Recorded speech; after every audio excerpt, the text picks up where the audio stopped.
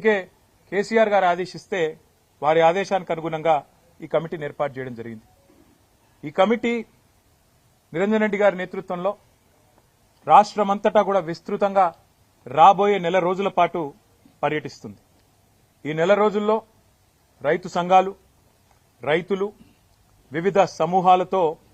ఎక్కడికక్కడ మరి కలుస్తుంది. కమిటీ యొక్క నిజంగా వారి కమిట్మెంట్కు నేను ధన్యవాదాలు కూడా తెలియజేస్తా ఉన్నా. ఎందుకంటే మా జోగురామన్న గారు వెంటనే స్పందించి అన్నారు, అన్న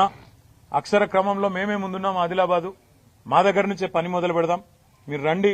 మా పూర్వ ఆదిలాబాద్ జిల్లా నుంచే పని మొదలు పెడదామని చెప్పి నిరంజన్ రెడ్డి గారికి చెప్పగానే వారు కూడా వెంటనే అందరితో సంప్రదించి ఎల్లుండే పని మొదలు పెడదామని నిర్ణయం తీసుకున్నారు. 24వ తారీఖు నుంచి ఈ కమిటీ మరి పూర్వ ఆదిలాబాద్ జిల్లా నుంచి తన పనిని ప్రారంభించి రాబోయే నెల రోజుల పాటు అన్ని జిల్లాలు దాదాపుగా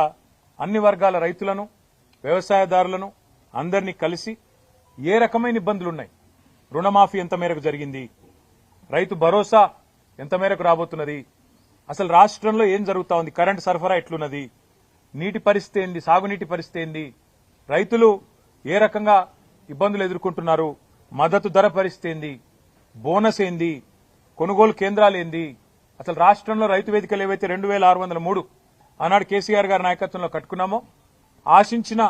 ప్రయోజనం గాని ఉద్దేశించిన లక్ష్యం గాని